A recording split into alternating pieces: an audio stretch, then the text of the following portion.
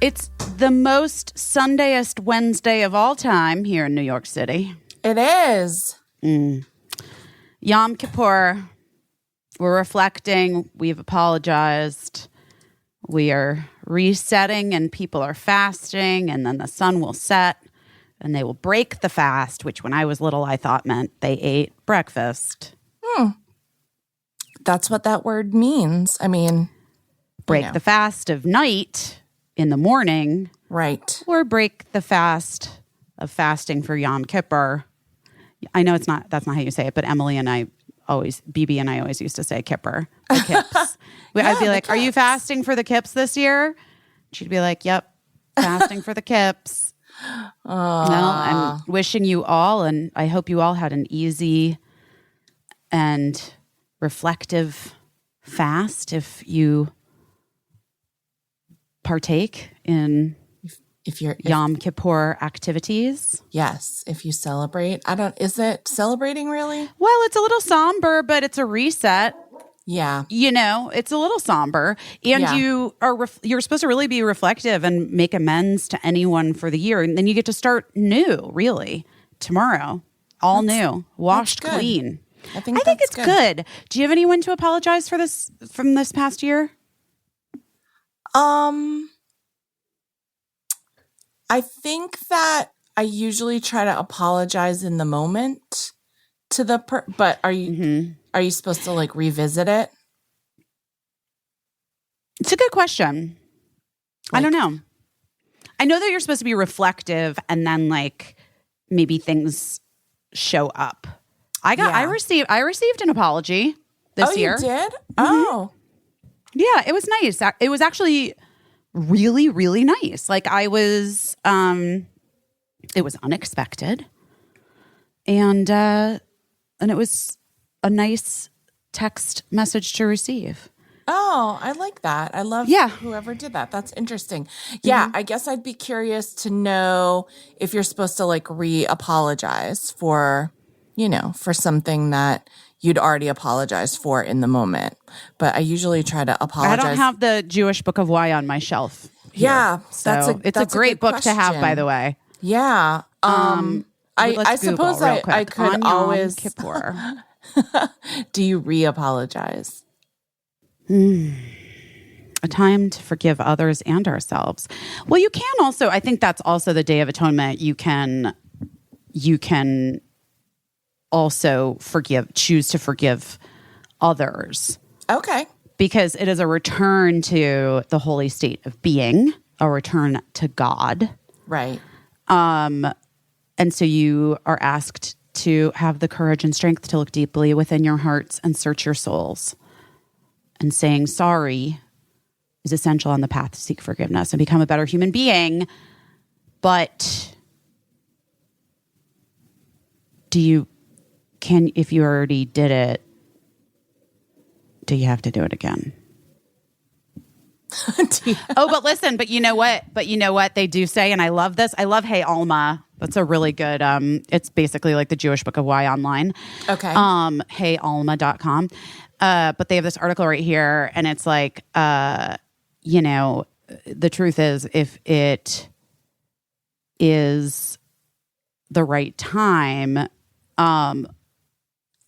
then that's fantastic, and that's what you should do. But if it seems like perhaps it might re-trigger, re-traumatize the person, and the apologizing is really for you, they're saying maybe not. Oh, interesting. Maybe you have to deal with it on your own. Right. And Interesting. Okay. Listen, this is also HeyAlma.com doesn't love a text apology, but I felt like it was fine for me. Well, I think it depends on how you communicate with a person and, yeah. Yes. And it says you have to understand they might not forgive you. Right. I have a feeling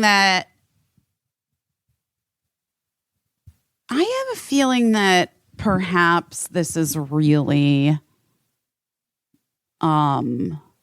for things that you haven't kind of acknowledged. Okay. You know what I mean? Yeah. But that's just me sort of inferring. I can't find the answer. Yeah. I mean, I suppose the truth is I could owe many apologies that I'm not aware that I owe. Because that's always a concern that you did something that hurt someone that you just don't know. But if I know that I hurt someone's feelings, or that I harmed them in any way, I usually try to apologize right away. Well, I don't want to lie and say I try to apologize right away. I try to get as quickly to a place where my apology will be sincere and helpful. And, and then deliver an apology. But sometimes if you apologize right away, it's not good either because you're just doing it to get it over with. And right. It has like an angry tone to it or an embarrassed tone or like, there, I said sorry, you happy, and that's like a petulant teenager. Yeah, that's no apology at all. So I would prefer to not deliver an apology like that. But I don't know, whoever's listening to this, if I owe you an apology, let me know. You tell me. Well, no, that's not good either. I don't know. Hopefully I know if I've wronged anyone. Do you feel like you owe anyone an apology? And will you text it to them?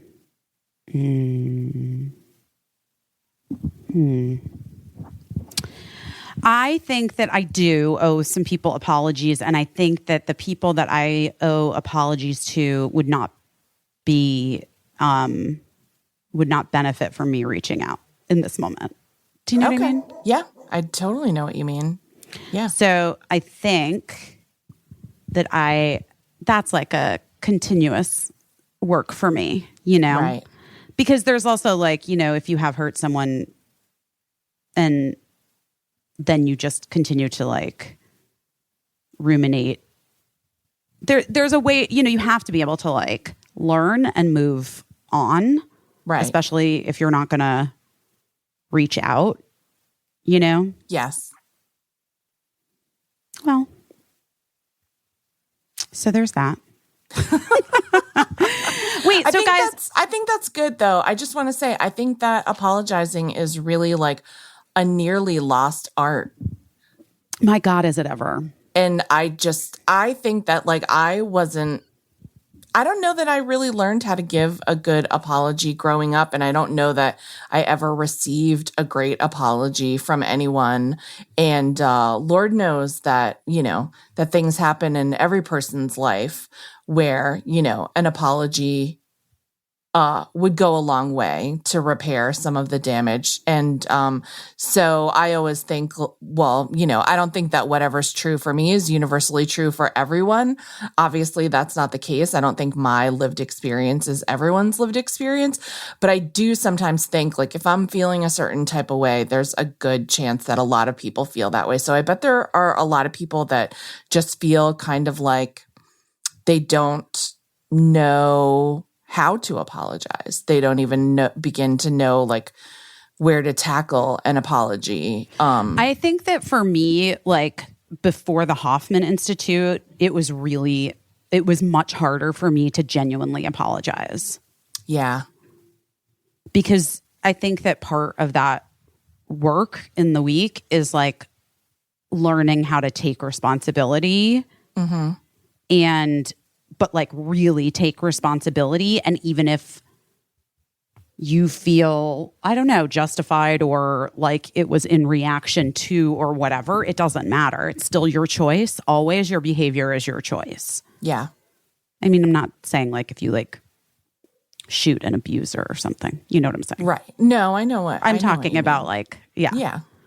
So anyway, yeah, but apologizing is really hard for people. Even people who think they're good at it, it's bad for them sometimes. Yeah.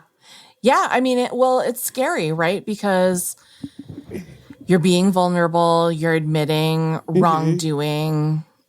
You don't know how the other person is going to react and you don't have any control over that. And obviously, like,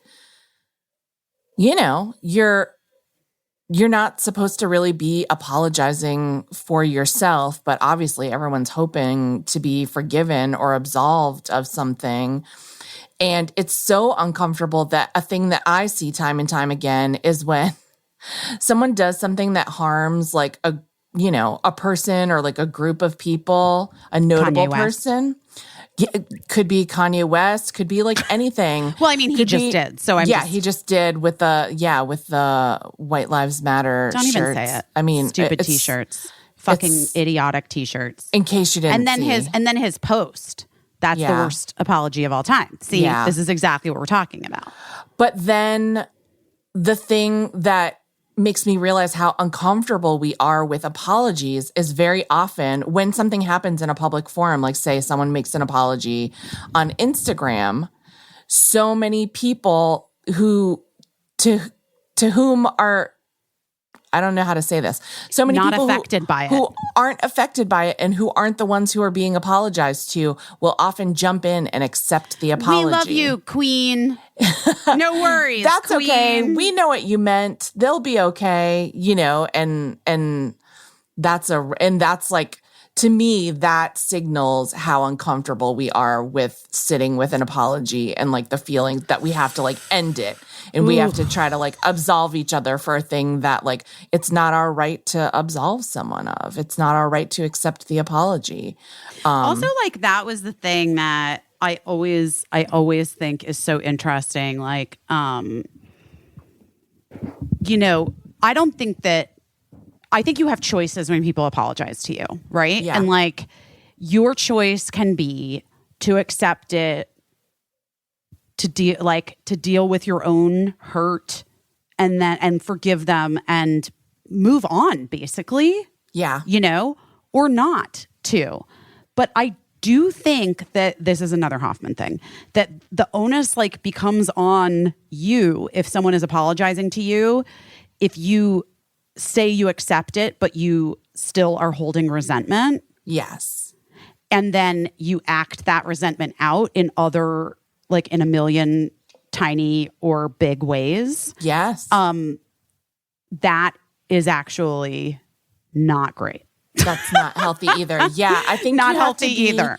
You have to be really specific. Here's the 3 ways I have accepted apologies. I have just fully accepted the apology and said, yes, we're good. And so I have been so grateful that the like bad time is over and we go immediately back to loving each other in the same way. Admittedly, that's for like pretty minor infractions that, are like easy to get over. The other 2 things I have done is I have accepted an apology, but said it's going to, I accept your apology. Thank you for that. It's going to take me a while to trust you again or to get over my anger at this. So you have to be patient with me and, and that's how it's going to be for a while.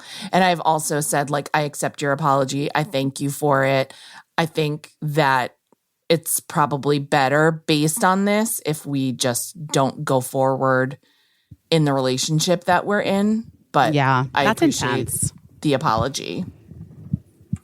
That's intense. Yeah, it is. But luckily, that's like the least used of the apology acceptances. I mean, it is wild. Like breaking up with friends is so traumatic.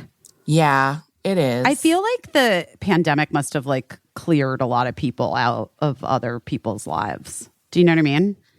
Yeah, just because like we all had time to think and we all had time to sort of ruminate about things that had happened in the past and how present people were in our lives now. And and I think that it gave this natural, obviously, like not natural, but it gave a break in social gatherings and activities so that like that's the kind of thing that sort of keeps people in your life. Mm-hmm. And then that was gone. So I think then the people who weren't invested in staying in touch didn't stay in touch. Right. And I also think it like brought, no, I was just going to say, I think it brought like you can be friends with someone in that kind of like social life, like you were talking about. And it's all very surface level. You're talking about shows that you like and, clothes, a lot of clothing talk is what I always hear, and just very surface level stuff. But then, Caissie, can you just admit that you want to be a fashion influencer? And can we just get this over with? Because yes, I want to be a fashion influencer. I actually think you. Okay, first of all, I'm not kidding. I think you should be. Like, you have everything going for you to change that account right on into a fashion account. And listen, very nice. People pivot all the time. And you know what? This is a pivot for me in this conversation to now being about your new career as a fashion influencer. You are 50. For now. Fucking adorable. Thank you. And like a regular sized human. Yeah. Yeah. And you don't have $1 billion fucking dollars to spend on clothing. It's true. Guess what? Number 4, I'm holding fingers up, guys. You can't see it. Number 4, you always look fucking great. Thank you. That's not necessarily when we do this, but yeah, we're just, basically pajamas. But the year that my sister was on Busy Tonight was like the cutest she dressed because she was around all you ladies who like brought it every day to work. And I think Leanne had always thought that like fashion was just for skinny people. Yeah. You know what I mean? She really did. Like that was, because I don't blame her. That is legitimately a thing my mom. Well, first of all, it was the message when for us growing up, right? Yeah. Like 100%. And also like, I remember my mom being so discouraged when she would fluctuate in weight growing up. Like, that she would call it the fat ladies department. Right. She'd be like, the fat ladies department is in the corner and they don't have anything good, and she wasn't wrong. It was just like. No, yeah. We've come a long way in terms of what's available. It still is frustrating. I will say that it's very frustrating and we've talked about this before on the podcast, when, a brand announces that they're doing extended sizes and you get so excited because you've been dying to wear their clothes forever and it's just like a gray tunic and a black tunic. Oh, I was going to say, or is it just to size 12? Yes, that also happens. And then there's been a lot of like, trying to like unify global sizes. And so sometimes like it's very weird, like a US like 2X would have to like buy a 5X in some brands or whatever. That's why I always say just go by the measurements. Like just do your measurements, suck it up. I know it's not. Oh, I know. My mom had notes about our merch sizes. But I was like, I don't know, Mom, did you look at the measurements? And she's like, well, no, I just ordered what I normally order. And I was like, well, Mom, I think that was the point of the measurements being on there, but bless, happy to exchange. Yeah. I know, it's really interesting. Mark and Abby wrote this thing into I Feel Pretty that happened to me after I had Birdie. Yeah. And I was shopping with Abby, Mark's writing partner and directing partner, who's a very slim, naturally, just very tall and thin human. Willowy, yes. Willowy is exactly what Abby is. And I had Birdie, and if you read my book, I gained quite a bit of weight with the bird, and no shame in that game, but I did. And so I was like a bit like she was like, I don't know, 5 months old or 4 months old. Yeah. And we were shopping for the premiere of He's Just Not That Into You. Yeah. This is before I even had a stylist. I didn't work with Carla Welch. That's how long ago this was, 14 years ago. And we went into Intermix on Robertson in Los Angeles. And I have no problem naming the store because it's fucking shitty. And you know what I mean? Yeah. Maybe hopefully their policies have changed in 14 years. Well, maybe we shouldn't name the store because maybe, I don't know, whatever. It doesn't matter. The point is, or maybe it does. I don't want to get sued. We're talking about 14 years ago. 14 years ago. We were in there. Abby, the sales girl, was like helping Abby, pulling all of these things, whatever. I was really, trying to figure out my body like that, especially after your first child, when you're like postpartum and you're just like, I don't even understand what is where. Right, for sure. It's like it's all gelatinous. Like everything is like wet. My husband always said it's like when you unpack an IKEA box and you try to put the stuff back in it. It's not. It's never going in back. It's never going back the same. Yeah, 100%. My rib cage is proof. For sure. But anyway, so I was like, and I was like, it was hard for me. It was just hard. It was tricky, and I was like looking around and I saw this really cute dress, and I asked the sales girl. It was a size 2. And I asked the sales girl if they had any other sizes. And she like looked at me in a withering look to me and said, we really don't carry anything over a 6 in the store. So all of the larger sizes are going to be online. And I was like, oh, okay. Well, I guess you never want my money again. Like, right. It's like fucking nuts, but it was like this huge store packed to the gills with dresses. Right. And also that just seems impossible.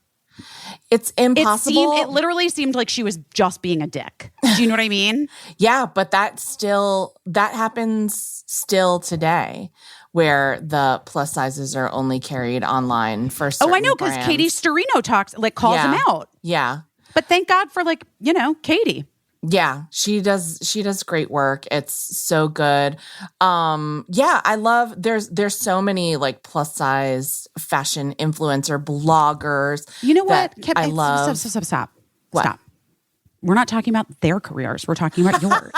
Right now, we're talking about your career, your unique perspective, and your fashion influencing career that is taking off right now. Caissie, stop it. You're doing the thing. I hate it when you do this. When I have an idea and I'm right. Yeah. Okay. All right. I'm on it. You have kids that can take pictures. It's true. Adult children. Right. We know. You guys know that. Okay. You have in-house photography. Mm-hmm. You have the style. That's all you need. You can tag the clothes. The next thing you know, money starts rolling in. We'll see. I'd be happy with just to be friends with some of my favorite clothing brands. I like some of these companies. You know what? I just fully got myself a free outfit online. Did you? Yeah, because I had posted. It is literally my favorite blazer of the season. Okay. And Stacey, it's not Stacey Hampton, but I call her Stacey Hampton. Right. Hampton. She always it's Stacey Smallwood, but she laughs because when I met her 7 years ago, this is my friend who lives in South Carolina. All my friends in South Carolina were fine, by the way. Thank you for everybody who reached out and checked in on my friends. Yes. That was really sweet. But Stacey, when I met Stacey, oh my God, 8 years ago now? Yeah. That's insane.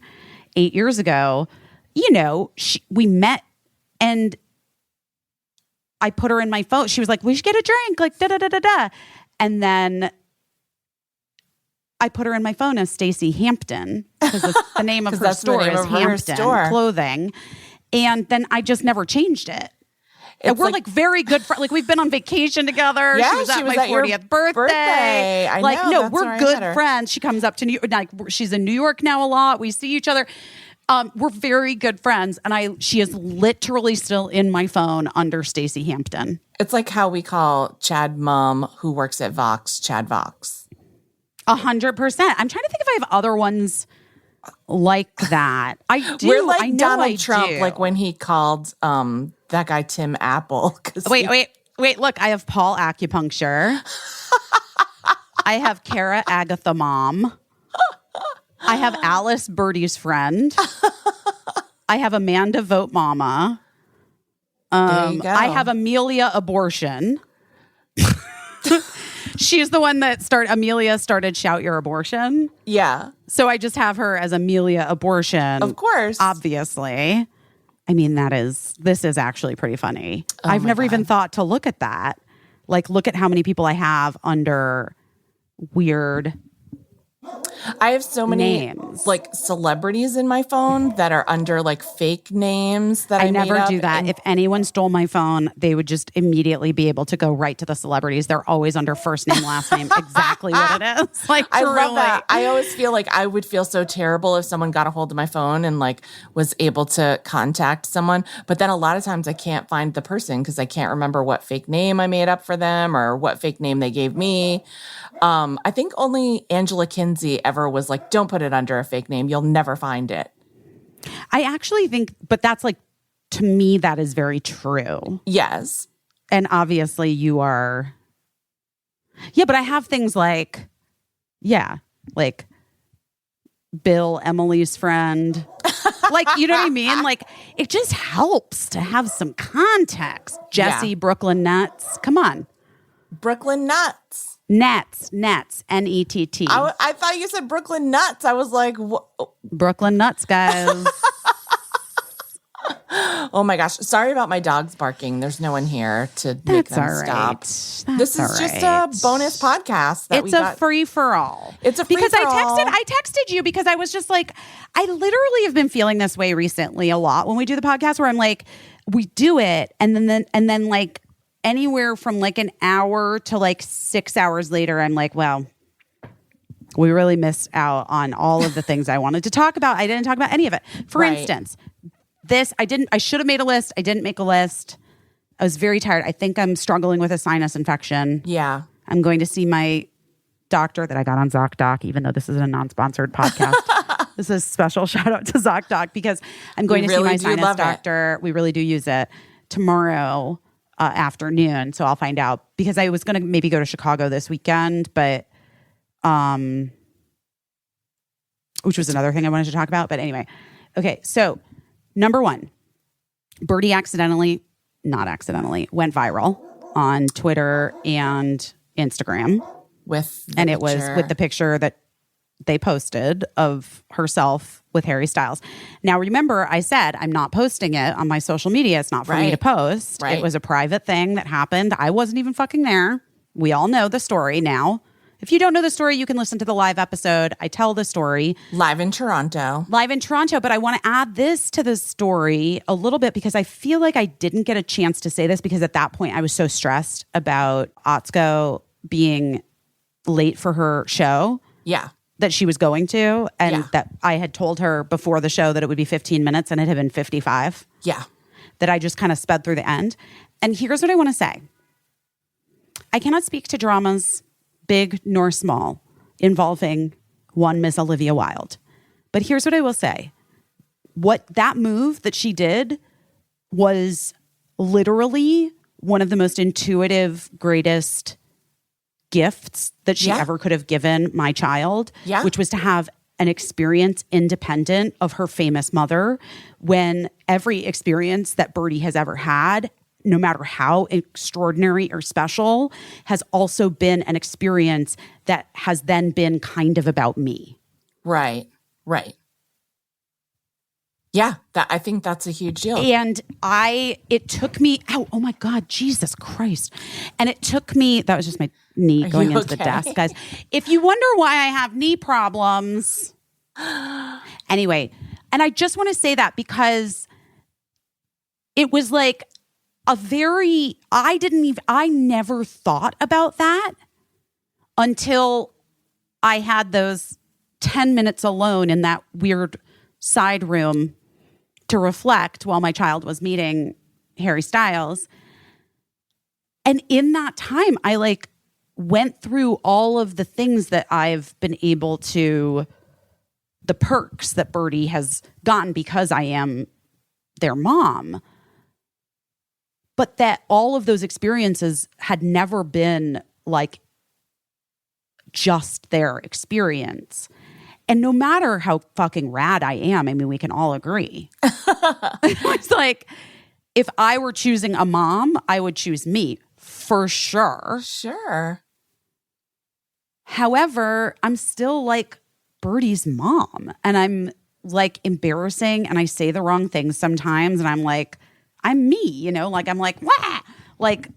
And so anyway, all of this to say that I just was so grateful to Olivia's like kindness and understanding in that moment, that because I didn't need to meet Harry Styles. Like, right. I think he's so great. It becomes a different thing at that point. Yeah, that's what I'm saying. Like it then always becomes, okay, it's so funny because I saw Colin, this past week, and we've known each other for 25 years, which is just fucking nuts. Just nuts to know anyone that long, because I feel like a child still, but we are not children. And I remembered, the first time I met Tori Amos, I was with Colin. Yeah. And he was able to do that because he had his dad like pull a string, you know what I mean, at his agency. Because it was before either one of us was on television. Right. And I remembered, like, I just remember that experience and like how that was the most starstruck I've ever been in my life. That first time I met Tori Amos, I was like, I was 18. I was 18 years old. And I was just like, couldn't get the words out. Like, she saved my life. Like, what do you say to that person, Right. But I remember when she said something to Colin and she asked, she asked something and then she figured out that who his dad was. And then she was like, oh, that guy? Well, it actually was really funny because he was talking about how incredible her piano was. And she plays on these really beautiful, they're Bosendorfers, I think is how you say it. Okay. Bosendorfer. But they're like these like bespoke custom, like, like wood found from like monks in, I don't even know. You know what I mean? Right. They're like just very special instruments. It's like they're very special, very fucking expensive pianos. They're obviously. Like the crystal flutes of pianos. That's exactly right. Except, yes, but you could just buy one. You don't have to go to the, you don't have to. The Library of Congress. By the Library of Congress. Doesn't have to invite you to play. But anyway.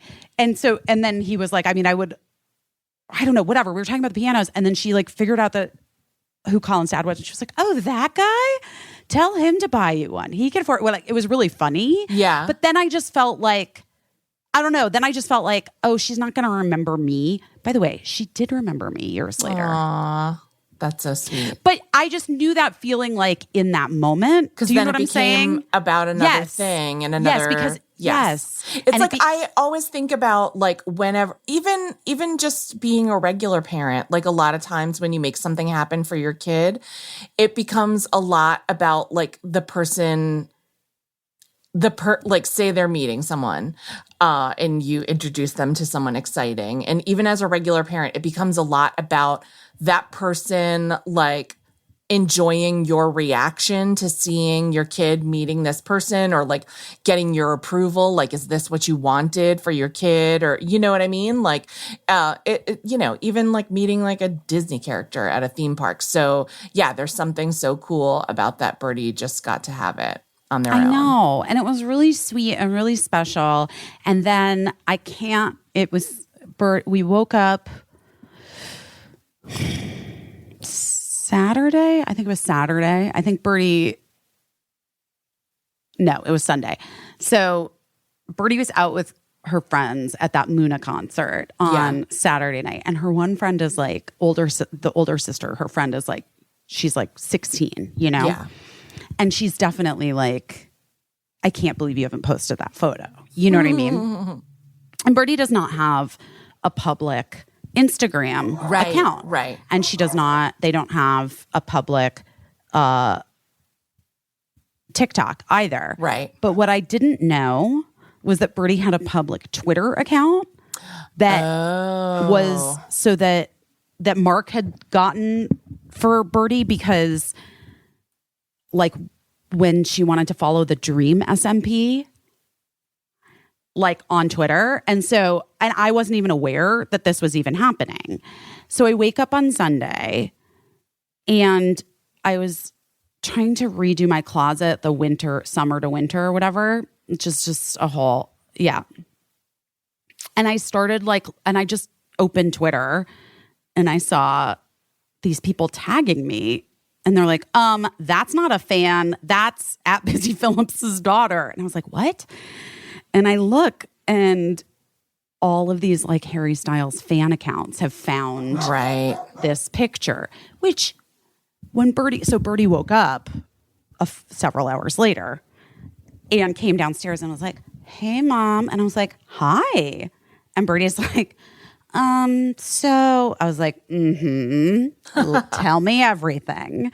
She's like, I accidentally kind of went viral on social media. And I was like, oh, you accidentally posted a photo of you and Harry Styles to the one public account you have. And then it just happened. And Birdie was like, I was like, look, I'm honestly not mad at all. I get it. You're 14. You got to meet fucking Harry Styles. You want people to know and see the picture. You know what I mean? Yeah. But I just want to always protect you. And I didn't know you had an unprivate Twitter account to look at that. To post it on. Yeah. Yeah. But just to not stalk, whatever it is. Troll, not troll. What is it? Just follow. Just follow. Just to follow people. People have those. To lurk. Yes. Yeah, but that seems weird because Birdie's not really. Yeah, just follow. But that's the internet parlance for someone that doesn't really participate. They just look at things and they have an account to just. Mark's a lurker. Mark has a lurking account on everything. Yeah. So Although he's occasionally posts stories. Yes. Occasionally, but he doesn't post photos anymore at all. Interesting. Yeah. No. I follow him. I see his work. Do you? I mean, I don't know. Sometimes I go through phases and I'm like, I haven't seen one fucking thing of you forever. We have that other friend. I had to actively go look at that other friend's post because it never showed up. And it's they're in my close friends group.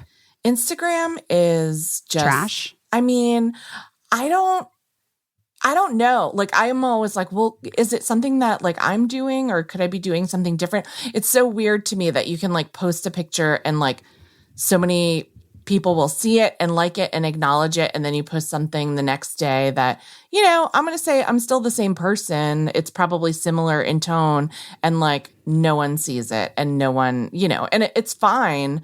But there doesn't seem to be any rhyme or reason to it. I'm not entitled to the likes. I'm not entitled to the clicks. It's just weird because I'm on there because I want to see my friends. And so I feel if people aren't seeing my stuff, I'm not seeing their stuff. And then that's so sad. And now you're for sure not seeing their stuff. Yeah. I'm just constantly I see the same 3 people shit over and over again. I was saying to all you these about ads now. Jenny Mullen was at the top of my feed on both the podcast feed and my personal feed. It makes no sense. Every time I opened Instagram, it was only posts from Jenny Mullen, who I love and think is great. But it was, I want to keep up with you, babe, but honestly, it's too much. It was stuff that I'd already seen and liked. Right. So I was just I don't how need is that a thing in their algorithm? I don't Guys, know. Again, if we could start our own social medias, I would. I don't know how to be Jeremy Renner. I don't have those powers. I just don't have the powers. It didn't go so great for him. So, yeah. Hey, listen, you know what I think? What? Wait, that's so weird. That's the fucking girl I was just talking about. Hold on one second. Let me just... Sure, hold on. yeah. Hello? Hi, I'm so sorry. That's okay. You did. Call me. Oh, no worries. It's okay. It's okay. Okay, bye. Oh, my goodness. So weird. Wait, first of all, she says that it butt dialed me, which is possible. But it's just funny that I just got this call from the sister, the little girl that I was just talking about. Yeah, that's so weird. And she was like, it was a butt dial. Oh my God, I'm so sorry. I was like, it's okay. Don't worry about it. But that's really funny. That is so weird. Witchy. We're getting ready for our full moon. Yeah, I mean, if we knew how to invent a social media app, I guess we would. I'm still trying to do, headbands. Still trying to do headbands and still trying to I love my Do I Look Good in This Color app. I think it's, I think You got to get over that, and we got to start. You need to stop that. You're a fashion influencer, blogger now. For short-legged people.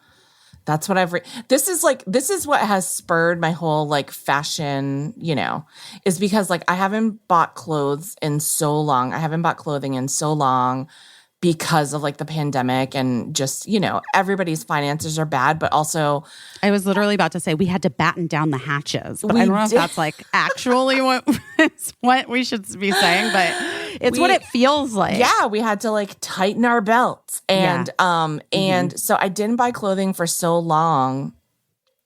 And then, just like had a couple things coming up. We were doing a live show and I'm going to this festival and stuff. So I bought a few things and it was really like realizing, honest to goodness, that my legs, like I knew that my legs were short-ish, but I didn't realize that they were like legitimately short enough to wear short length pants. That's like a weird thing. Like you're petite. Yes, petite on the bottom and like regular on the top. Like is that regular? What do they call that? Regular, right? Tall, regular, or short, or petite, or whatever. But this is like a thing. This is where we could stand to be more clear with people. Like measure your inseam, know your inseam, measure the inseam of pants that you want to get. It's wild. I've bought clothes that have like pants that have a 33-inch inseam. And I'm like, that seems too long. That seems too long. Too long. My sons are 6'2" and they don't have 33-inch inseams. So it's just, but that's like not knowing what your bra size is, that like 80% of women are walking around in the wrong size bra. Oh, for sure I am. 100%.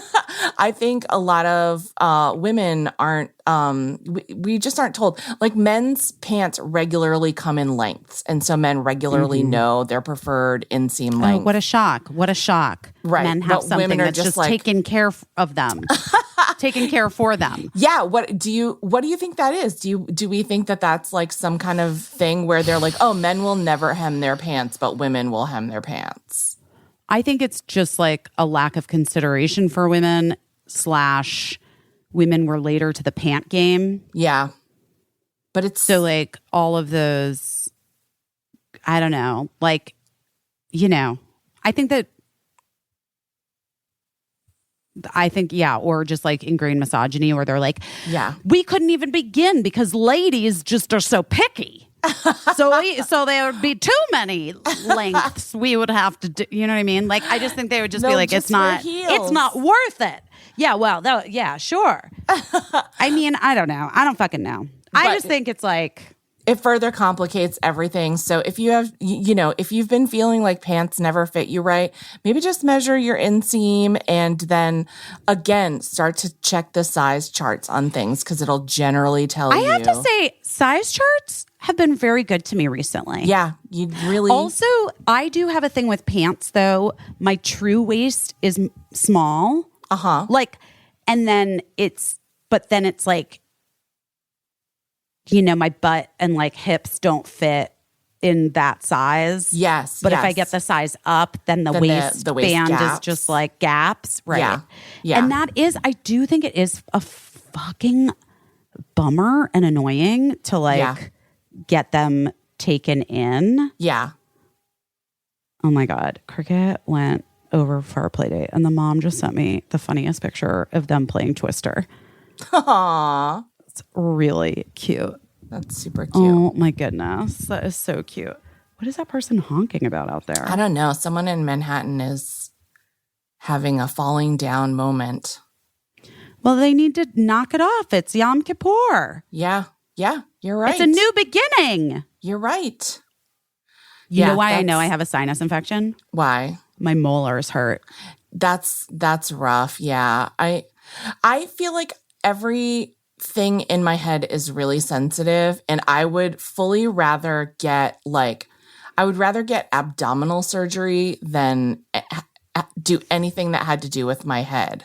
You know what I mean? Like I do not like anything being wrong with my head. But to be clear, I don't want surgery. No, I know. But I'm just saying like I would rather have anything done than someone say, like, you need to get like oral surgery or something, because I just feel like my entire skull is so sensitive and fragile. And when I used to do gymnastics, my molars would really hurt when I was doing gymnastics. And it was because of wisdom teeth. Ugh, such a bummer. It would just be like all that, like your heartbeat goes right to the back of your mouth and it sucks. Okay, wait, what else do we have to talk about? What else did we have to talk about? So I have started to get a bruise on my leg from my Duluth fall, but it still doesn't hurt. It's so weird. You know what? You remember when I fell in the rain with Will? Yeah. This like fatty part of the palm of my hand right here, it did hurt for a little bit. Oh, after. did it? Yeah. This is like a pretty big bruise. This is like, I love it's a like, bruise. It's like, I'm going to say like a 6x6 bruise, but it doesn't hurt at all. So 6 feet by 6 feet? Not 6 feet. That would be more than me, but it's like a 6x6. Speaking of which, so you put up, this was another thing. You put up the fucking skeleton. Yes. We put up the boys put it up while I was gone. Was it a surprise to you? Were you happy or were you a little bummed that you missed the inaugural raising of the skeleton? No, I was happy. They did it perfectly. It was exactly how I envisioned it. And they really my husband really tethered it 6 ways to Sunday so that it won't blow over in any winds. And my sons are enjoying that every time they go out the door, our little neighbor kids are standing around the skeleton, like looking at it because it has really creepy eyes, like animatronic eyes. And so they're always standing around the skeleton and then they scurry whenever anyone comes out of the house, which is kind of adorable. Oh my God, my friend Gil just texted me that he's wandering around near my neighborhood where the house is, where the family house is. And he's like, do you want to meet up? And they live in London. Aww. And I'm like, oh fuck, I am at Casa Kismet doing an emergency episode of the pod. Damn it. Pod damn it. Is it Gil from the show Ally McBeal? No, but that'd be amazing. No, it's my friend Gil, who's married to my friend Eliza, who I met in prenatal yoga with Birdie and her daughter Una. Aww. And Gil is the nicest. In our, I didn't take prenatal yoga, but in our Lamaze class, Lee Ronaldo from the band Sonic Youth and his girlfriend were in our Lamaze Very class. Cool. Very fucking cool. Matt could not handle it at all. Yeah, I wouldn't be able to either. Jesus, are you kidding? They broke us up into groups and told us to introduce ourselves to each other. And Lee Ronaldo took a breath to say, I'm Lee Ronaldo. And Matt goes, I know who you are. No, Matt, be cool. Matt, be cool, Matt. It was so funny to me. And I think he thought we were going to become best newborn parent friends. Sure. But it didn't really break that way for us. Birdie was so funny the other day. Birdie pitched that I have one last child with Mark. And Birdie was like, you can just do, IVF or artificial insemination. So you guys don't even have to have sex again. And I was like, okay. You know what? I think we're good on the kids, babe. I think we've got our hands full. I'm not looking to make yet another financial investment with Mark. I was like, are you kidding me? Also, it was just so funny. Birdie is just such an enjoyable weirdo. I just love Birdie so much. God, isn't it great? I just want to say, if you're a parent who's fucking in it with your kid right now, I feel you so hard. I've been there and Caissie has too. And I remember Caissie used to say this to me. Oh no, I'm going to cry. A year ago, 2 years ago, where you're like, I get it. I promise you, it will, you got to keep doing the work and go, whatever you need to do. But it will turn, it will get better. And I literally remember thinking in 2019, early 2020, I remember thinking it will never get better. That's what it feels like. I know. In that moment, it does. Yeah. That actually, it's really weird that Gil is the one that just texted me because I had been thinking about that trip to London. Yeah. because, you know, I had seen Alex Edelman there, and then I saw his show here not that long ago, and like it just, I don't know. So that, I don't know. And I saw Gil, the only other person I saw in London that trip. I saw Fern Cotton. I did her podcast, and we saw the YouTubers that Birdie met, Dan and Phil. And then I saw Alex and my friend Gil, and we walked around in the rain in Soho, and like, it was so great. Like, Gil is such a positive person. He's a director. And Eliza's like an incredible artist and an art director as like a job, but she does really incredible quilt art. Oh, cool. Yeah, she's fucking rad. I bought a piece from her a while back. I just love her stuff. But anyway, Gil is so positive and so like just one of those people that you feel like sees it all and is able to have perspective. Do you know what I mean? Yeah. And I was in a really bad place in that moment in time. And we walked around Soho a little bit, and I remember him just being like, you got this. Like, I know you do. You know, he's just like it was really just a fortuitous moment in time to see each other. Right. Yeah. It's funny how those moments, like, you remember them. Like, I wonder if he thinks anything of it. You know what I mean? Like, but for you, it meant the world. He probably just thought he was being his regular, you know what I mean? Totally. Like 100%. Like, I think of course. Cause he was, cause we just like ate at some vegan place and like. Exactly. You know. Exactly. But yeah, it is funny. But like, I've had those things. I mean, you've had those things, I'm sure too, where people later or like years later will bring something up and say like, I don't know if you remember saying this to me, but like in that moment, it was fucking everything. And it's always, you have to like, I don't know. I think it's nice to know that you can have that kind of impact on people.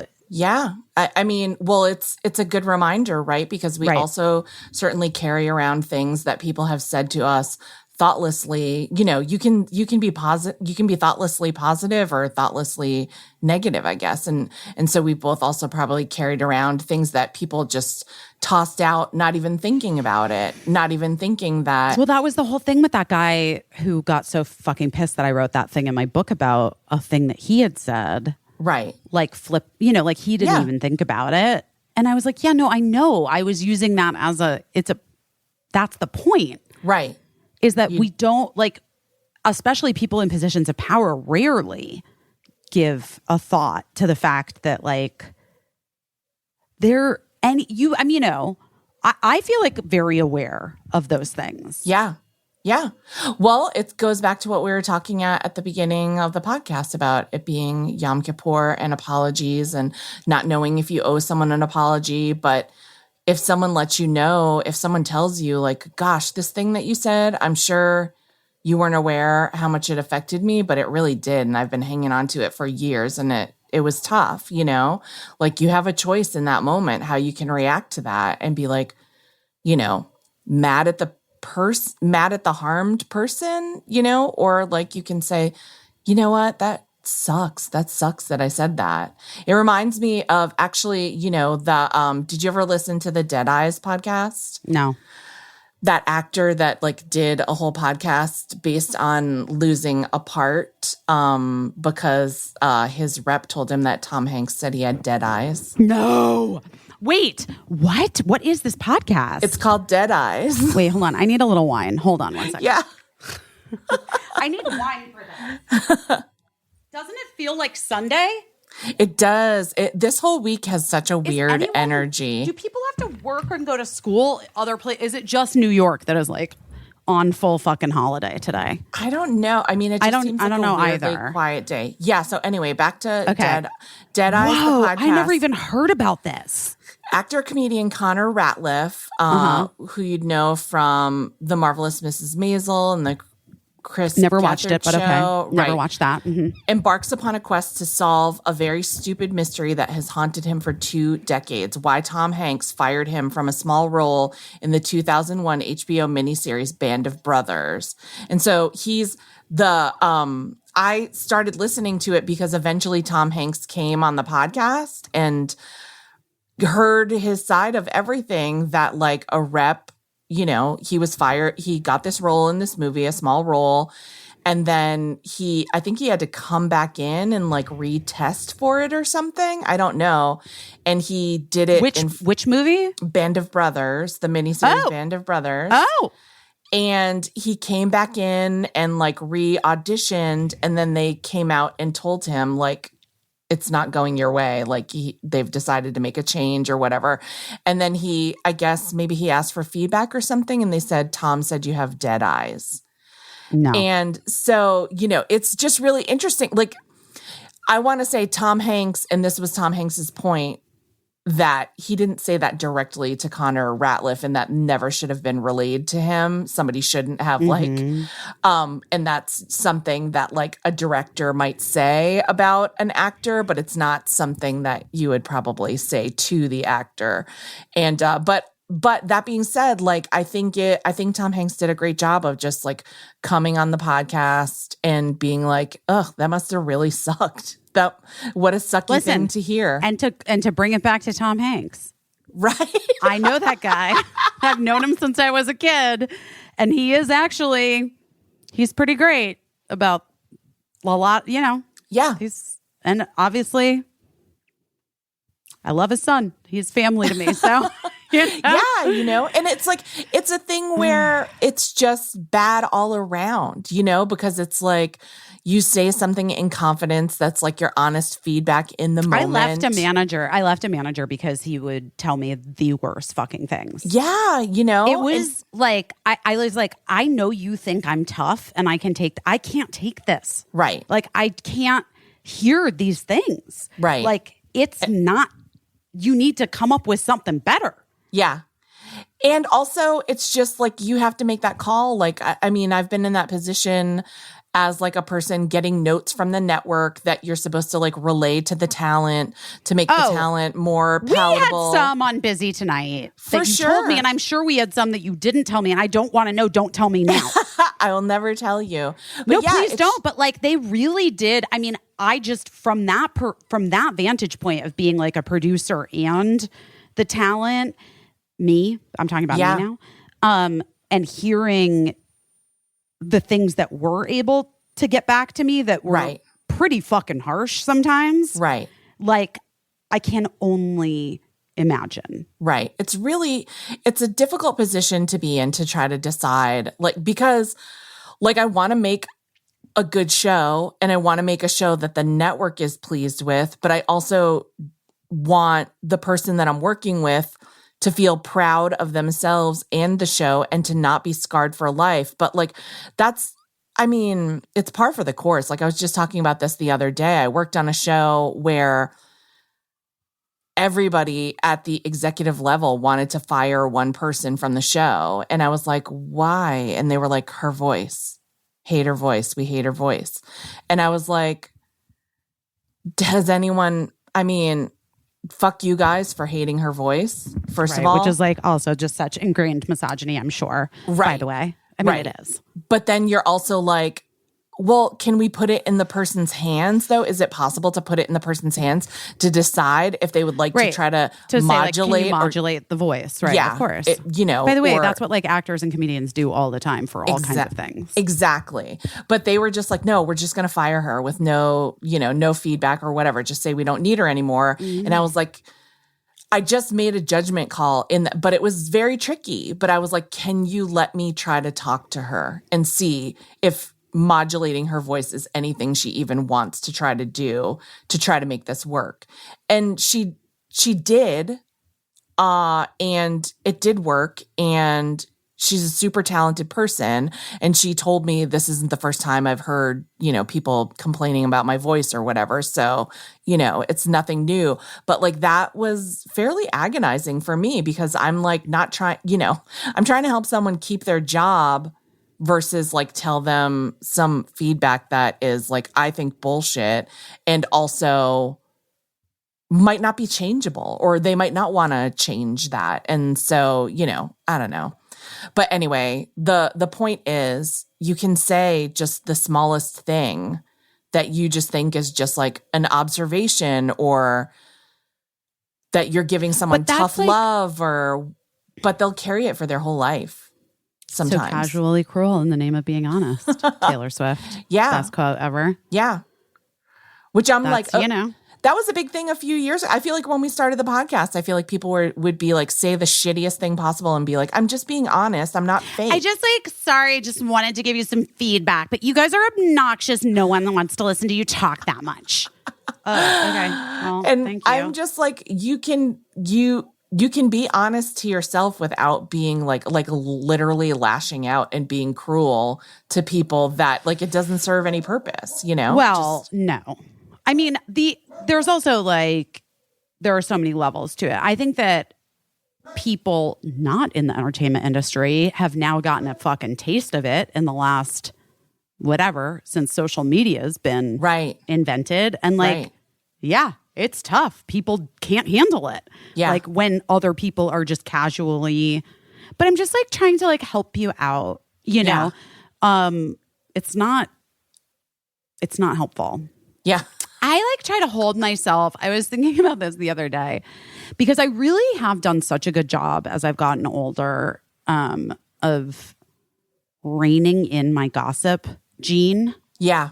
Because I have it. It's strong, man. I love it. I love gossip. I love being on information. And like, in a lot of ways, I think like people sometimes are like in my own industry are like, eek. Yeah. When I was at that like independent television festival in Duluth with a posse of aspiring TV, people that aspire to work in TV, my phone blew up because Trevor Noah had like said he was quitting the Daily Show in the middle of a taping of the Daily Show. And it was like, I mean, I wanted to tell everyone so badly. I wanted to break the news, but I didn't because I was just like, well, but it was like all of my text threads exploded with that news that he had decided to announce in the middle of a taping that he was leaving and that it was a surprise. What do you think they're going to do? I don't know. That's a good question. Should I throw my hat in the ring? Throw your hat in the ring. Caissie, should it be you and me? Should we take over? Yes, let's take you, over me, and Chelsea, Devonta. Yes, that'd be so fun. Why wouldn't they give it to me? Come on, guys.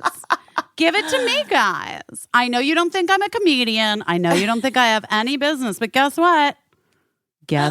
I sell the most. I do sell the most, motherfuckers.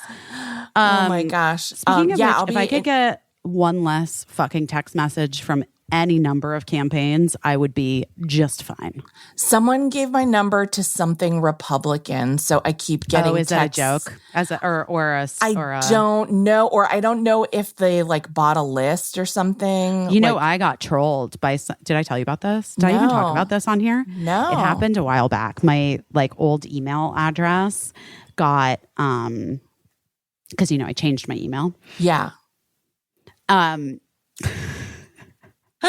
So my email address, somebody got it from something. Yeah. It's tricky, guys and gals, people. Folks. I don't like folks. We got to come up with something else. It just always sounds like a President Obama impression when I say folks. Folks? Oh, yeah, it does kind of. Oh, my God. Okay, wait. Anyway, someone got my email somehow. And then, I don't know, it was like, put it into some bot thing, or they were just like, they're a hacker, just really prolific, whatever. I don't even fucking know. I was signed up for, it was like my emails, like, I had to call Apple. I have like those people's number, like the help people. Yeah. Ray was still my assistant at the time. And I was like, the emails wouldn't stop. It like started. Oh my God. And it was just like, dun, dun, dun, dun, dun, dun, dun. It's like when Ray left you. Well, that was That's got to be, we're going to write that into a movie or something. Like that has to be in something. It has to be in something. It's insane. Oh my God. It's fucking insane. Okay. But yes, kind of like that. And it was just signing me up volunteering for all of these like political events in cities all over the fucking country. Okay. I still get emails from Swing Left Santa Cruz. And I'm like, guys, I'm not, it's not me. No. Oh God. But like, it was mostly, I mean, honestly, thankfully, it was mostly like Democratic stuff. Yeah. But then there were like several weird Trump lists. Yeah. That was like weird. More of a troll. I just was like a little bit like, it was an inconvenience, but I handled it. So like, okay, I guess. Yeah. You win. Yeah. I don't know. Whatever, dude. That's why I feel like I don't know that anyone would necessarily even bother to like troll me or prank me in that way. But I do believe, every time you sign up for something and they assure you that they won't sell your email or phone number, just remember all the times you signed up for something where they did not assure you that they wouldn't sell your email or your phone number. And I'm assuming that they did. So somehow I'm like on all these Republican like text lists. And I'm like, well, to be honest, like it just feels cathartic to say no and to unsubscribe. Yeah. I mean, so I don't do that because I'm like, I don't know. It could just be like some person who needs the whatever $15 an hour. I hope they're getting paid. Oh my God. Wait, but speaking of this, this is what I wanted to talk to you about. That Dr. Oz like murdered all of these puppies. Did you fucking see that? Listen, how long? Oh my God. He's a fucking sociopath.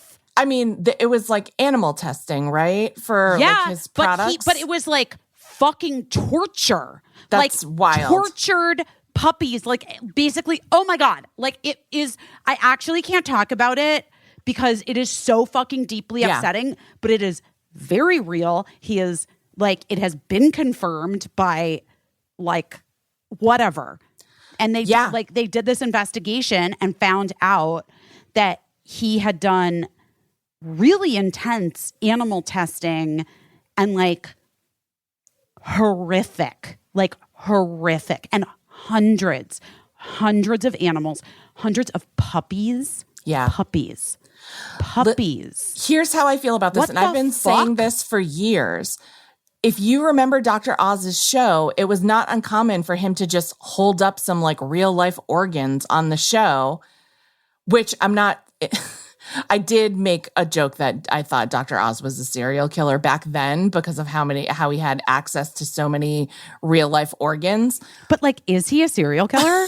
I don't know. But I will say I remember I had to go on his fucking show for Girls Five Eva. Yeah. And I was so like, just like, this is, and it was before I even knew, the extent of his like insanity and republicanism. Like I didn't, this was, anyway, I mean, obviously had I known, I would not have, but I do honestly feel like anyone who's like holding up like real life organs, this is how I honestly feel.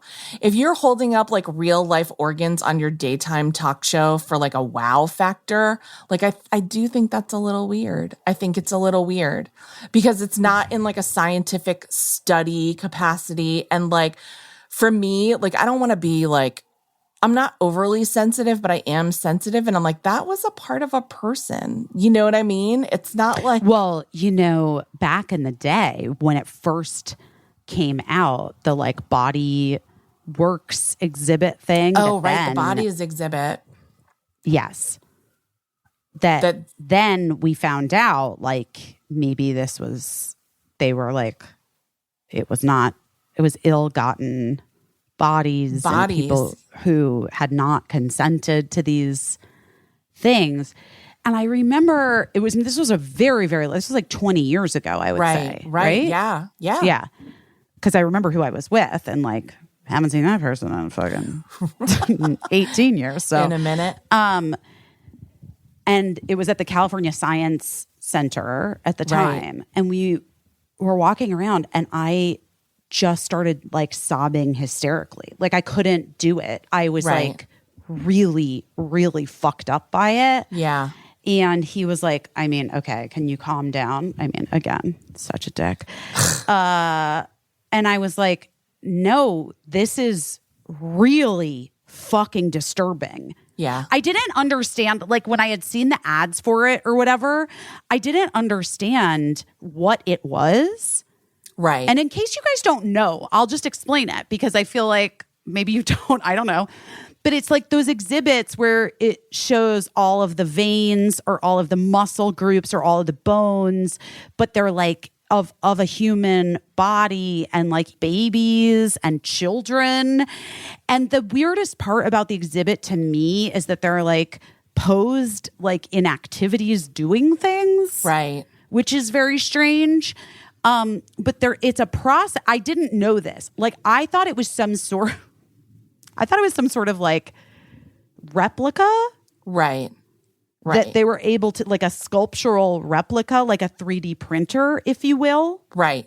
Yeah. Yeah. Is what in my head, this was before 3D printers existed, truly. But it was like, that was what I thought it was. I thought it was like someone had built it with like wax and wires. Yeah. But what it really was some fucking insane process where they would put some kind of plastic. Yeah, like plastic in whatever it was that they were showing, the muscles, the organs, or the blood vessels, or whatever the fuck. Right. And then like dissolve the rest of the body. Right. Yeah. I think basically. Yeah. It was a lot. So fucked up. Yeah. So you're not looking. It's not like it was like manufactured. It was a person. It was real, and it had been a person. It had been a human. Yeah. And that always gets me. Like, so many people were so able. Did you ever see that exhibit? I never did. Go to, I couldn't. Did you? You knew what it was though, yeah, right? Yeah, because you weren't fucking 22 years old and an idiot like me. I did know what it was, but even I remember back in high school, like we had 2 skeletons in my biology class, and one was an adult skeleton and one was a child skeleton. And I remember just thinking, like, what were the circumstances under which these people died, and how did they, when was it, and how did their, part of their remains come to be here? And I'm sure it was a sad story, but anyway, I do hold like some reverence for that. So yeah, I gotta be honest, like a TV talk show doctor, like holding up someone's fatty liver or fatty liver, colon, whatever, what have you. I do think it's like a little bit, Okay, well, I'm going to go one step further. He's a fucking sociopath. And the fact that like that guy, and then, oh my God, what's his name? The guy that's like barely cognitive? Busy. Come on. Herschel Walker? Oh, yeah. That's what I'm talking about. Yeah. Herschel Walker, who like was abusive to his ex-wife and children, is clearly a person that has deep issues and brain damage. It sounds like it's possible that he legitimately has like CTE or something from his athletic career. He for sure has CTE. Yeah. I will diagnose it right now. Yeah. I'm not a doctor. Yeah. I'm no more of a doctor than Dr. Oz. Right. If we're being real, let's be real. Right. But then all the everything with like it came out that he paid for an abortion, and like now his son, who is also like a conservative social media star. Oh, right. That guy? Absolutely not, sir. But it's like get the fuck out of here. It's like performance art, and just like and also it doesn't matter because nobody cares. If you were supporting Herschel Walker, you don't care if he paid for 1,000 abortions. No, you don't care. All you care is that he's saying he's against them now. I don't actually understand like what the fuck. Oh my God, look, I just got an email. Dr. Oz and the puppies. Oh God. Everything you're talking about is just happening. In real time. In real time. Weird. It is so fucked.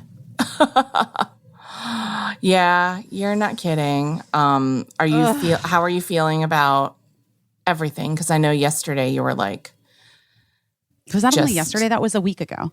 I know. Isn't it so weird? Yeah. I feel like doing the microdosing makes time pass really slowly, which is so weird. Maybe I'll join you in the microdosing.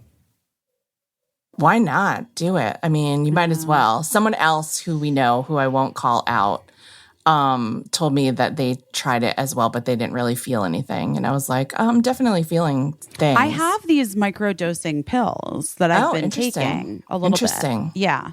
Okay. I took them in Toronto. Not the day of our show, though. No judgment. If you wanted to have taken them before then, great.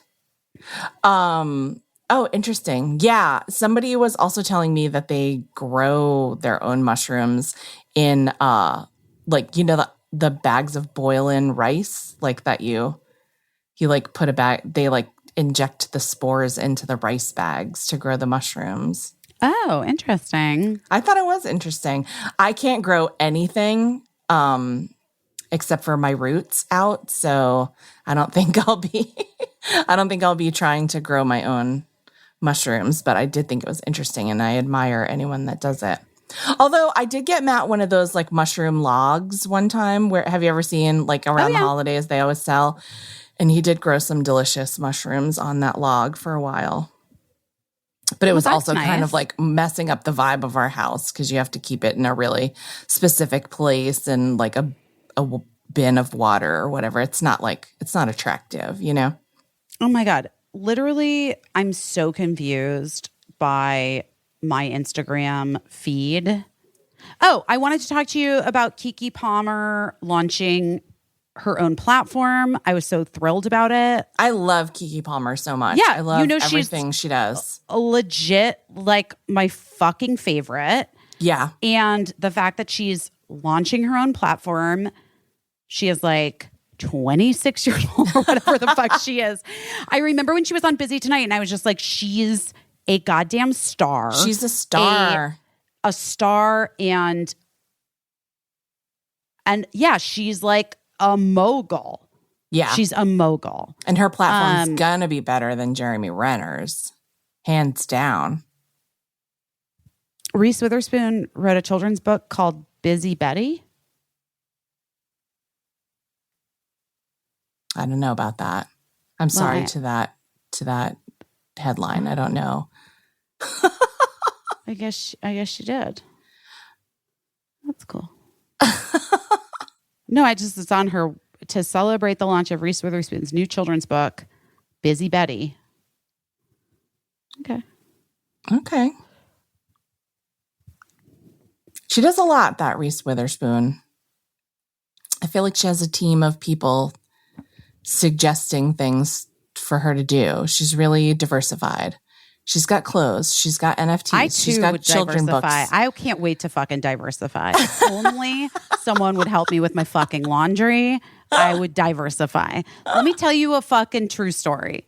If I could just get like some apples in my pantry and my laundry done and put away, if I could get some curtains hung, okay? And you're just like some Charlie Epsom Bucket's salts mom. and some Epsom salts in my bathroom. I am ready to diversify. I can't wait, Caissie. If I could pay the money off that I owe the government. Yes. That I didn't know I owed them. Oh, I would take that money, reinvest it in myself, and diversify. But you know what? You know where I'm at right now? I'm in a rebuilding phase. You're going out and getting your own damn apples. I'm washing your own laundry. I actually sent my laundry out last week because I couldn't deal. I don't trust people to do my laundry. I mean, not that I don't think that they're going to like sniff my underwear or whatever, but I just am so particular. I would be like, good for you. Enjoy that. That's good for you. Good for you. So if that's what you're into, fucking snuff it. You know what I mean? Get it. Yeah. I mean, why not? But get your fucking shit on as long as I don't have to know about it. Yeah. I don't care. Yeah. Well, there you go. There's where you could probably make a killing. Set up some underwear vending machines. Sell my dirty underwear? Well, you just said you don't care. I don't, but like, also, I'm not asking for it. You know what I mean? I'm just saying. Okay, I'm just saying. I just don't want my underwear to get like bleach on it or whatever. Or if it happens, I want it to have been me that did it. Here's the thing though, like I have so many busy Betties in my house from time to time that just I have more gorgeous sweaters that have been shrunk, underwear that have been bleached, like all that shit. And I more so trust the laundry services here in New York City than my own hamper. Yeah. Yeah. Because I feel like people get like, I'm going to help you out. And by help you out, I'm going to ruin all of the things you love. Right. Right. Yeah. Yeah. I get that. I get that. You know what I mean? Yep. I understand that. That's why, well, here's why I never get ahead, because all of these things, I'm like, if things go wrong, I want to have myself to blame for my things. Like if something's going to be ruined, I want it to be ruined by my hand but that means that like I have a hard time delegating and that, you know, I need to get over my trust issues with other people and accept that everybody messes up sometimes. Just because my Nana bleached my Yvonne Goolagong yellow polo when I was 8 and ruined it. You understand I spent 3 hours restretching out my favorite sweater that Erica had gotten me on Busy Tonight. And it got shrunk to like basically Gina sized. Oh no. Like it was like smaller than Cricket. Because a person in my household decided to just be kind and do laundry. Yeah, sure. Sure. But I did it. I restretched it. And here's what I'm just going to tell you guys real fast. You can always Google, but you know what the secret is? Conditioner. Yeah. Hair conditioner. I did know that because I have also ruined a cashmere sweater that was a favorite of someone in this house because I was trying to be kind. Guys, you know what? There are some inalienable truths in life, like no good deeds go unpunished. And I'm just going to tell you that if you see a pile of laundry that's not yours and you're like, I'm going to do a mitzvah, put it the fuck down. Don't do it. Don't do it. Don't do it. No one wants you to do it. Don't do it. Or you can do it, but you have to go into it with full awareness. You have to look at the items and, you know, read the tags. I'm going to say don't do it. I'm going to say don't do it. I'm just going to say don't do it. You don't know. You don't know. Don't do it. Don't touch it. At the same time, if someone has a load of laundry in the wash, don't just throw it in the dryer. Can't do that either. You can't do it. You can't do it Place it gently on top of the dryer if you need the washer. Then that person is free to go pick apart the things that go into the dryer and the things that get hung to dry. There you go. There you go. It's important, you know. These are life lessons, guys. These are the things that we all need to support one another in. Oh my goodness. Well, this has been a wonderful bonus 4 hours of our lives. I don't even know if I got through all the things that I wanted to tell you. But we'll talk another time. Oh, Botox. I'm feeling like I should get Botox. Oh, you're going to get Botox. No, I'm not going to get Botox. Just chill out. Like just chill the fuck out, all right. Caissie. Okay. I'm just feeling like this thing right here has just been bugging me. I don't have an 11. I have a 1. Mm-hmm. It bums me the fuck out. I also have this white mole under so I basically have an exclamation point. I have an exclamation point right here. I get this white mole like burned down and removed every like 5 years because I just don't need it on my face and I don't care. And it's a white mole. It's not like one of my other moles, which is like a mark on my face and I feel like identifies me. It's just like skin. Yeah.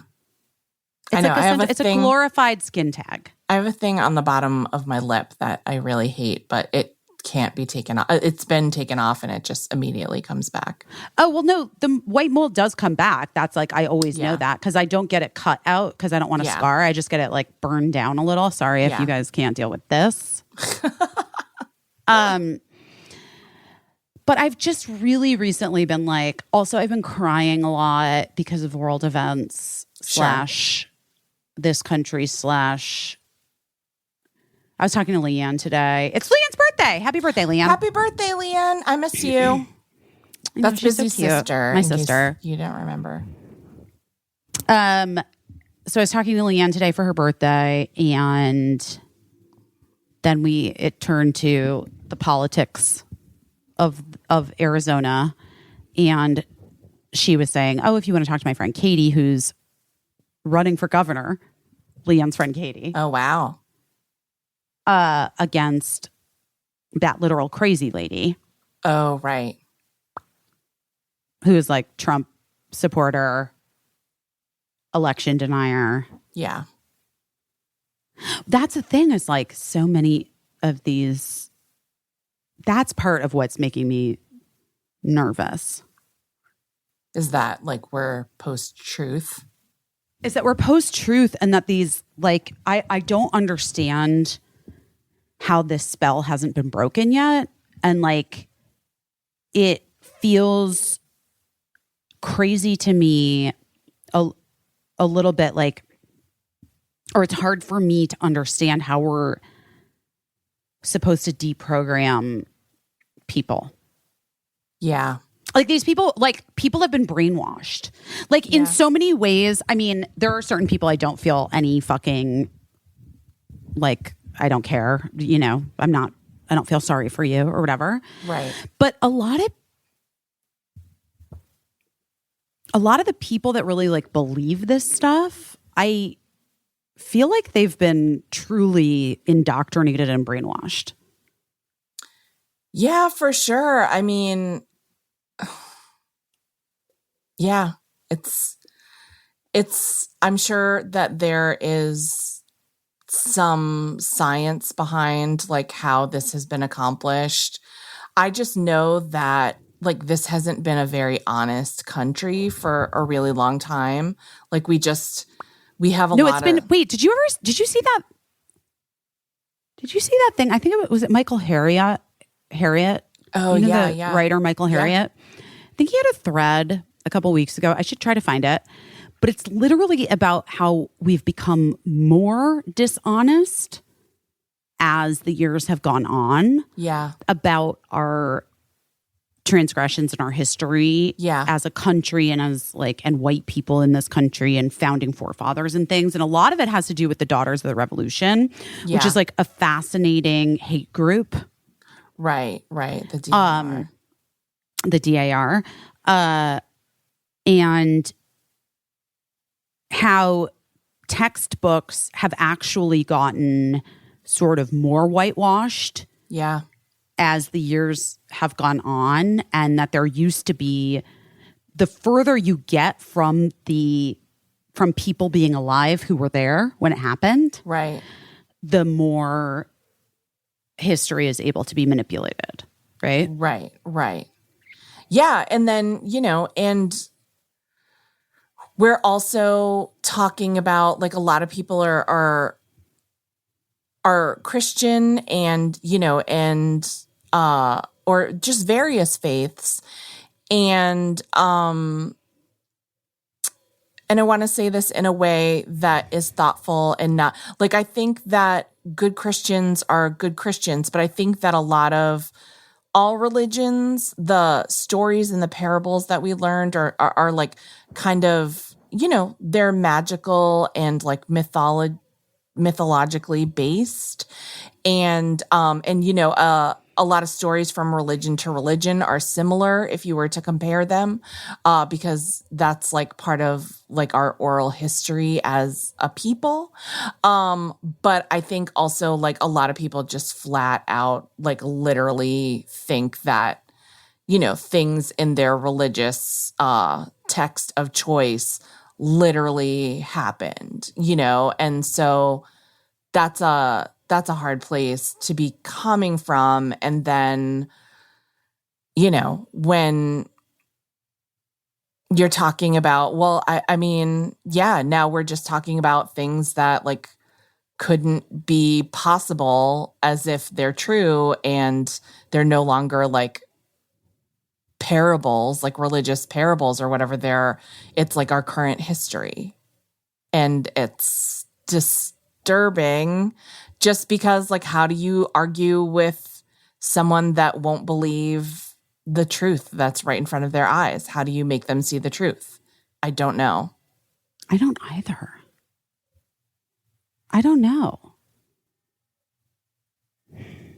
And, and while we're struggling with that, we're also struggling with how do you make someone feel empathy for someone who is not them? And, and I know there's countless experiments on how difficult that is to make someone feel for someone who's in another place, who looks different, who has a different life. And I know that listen, for me, they don't even need to have skin. And I feel empathy. Exactly. And you're feeling it. I feel empathy for them. Right. And so that's a challenge for us, is to like share people's stories, but it's hard because you shouldn't have to put trauma on display. You shouldn't have to make a show of trauma in order to get someone to acknowledge your existence and your plea for humanity. So we're in a fucking tough place. It's a tough time. And should I get Botox? Well, I would say that I would be so nervous. I'm so nervous. I would say a tough time is the best time to get Botox, because that's when you're messing your face up the most. Listen, can I just say, okay, I just have to say this. Yeah. Yes, I am older than I've ever been. That is true. An inalienable fact. I am older today than I have ever been before. Right. However, I also have just been frowning so much. I literally catch myself walking past places and I'm frowning. You're scowling because, scowling. You have such an interior life that I haven't. That's, you know what, Caissie? Thank you for acknowledging my interior life. I really appreciate it. I do have such an interior life, but also like these things, I don't stop thinking about these things. Yeah, as I'm walking through the city, as I'm listening to music. Your inner thoughts on your face. Yes. Correct. And we've always said I have no poker face. Right. And I've been struggling too, like even just like social media, like with the situation in Iran and my friends who have family there or who are Iranian and have come to the United States. And they're like, we have to keep the social media stuff up, like that. It is helpful. Yeah. But I'm like just stories. Are there hashtags? Like, what am I doing? Am I posting on my main feed? What am I even posting anymore? Like everything feels impossible to navigate. Am I just a fashion influencer? Should we just commit to that? That's the post that's had the most likes in recent days. So it's like so hard. You know what I mean? Yeah.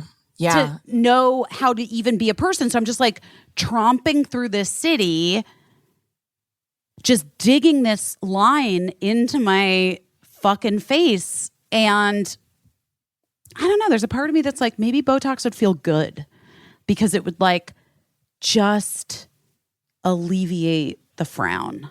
Yeah. I mean, I implicitly still trust and trusted my New York City derm to do injections if you would like to visit her. And she would tell you if she thought you shouldn't get it. And she will also use a very small amount on you so that you can get used to it and invite you back to get more if you thought you needed more. Anyway. I don't know, guys. I don't know. I swear by that lady. She was literally, it's so funny. I have like so many DMs that are just like, it's 50-50. Yeah. It is like so many people that are like, girl, get the fucking Botox. And then so many people that are like, Don't do it. Once you start, then you can't stop. That's not true. Once you start, you can totally let it wear off and never do it again. Okay. And also, I think because it's not permanent, then it's something that like I never... Here's what I know about filler. I never filler. Judge anyone when they... Have you ever had filler? Yes, I've had filler.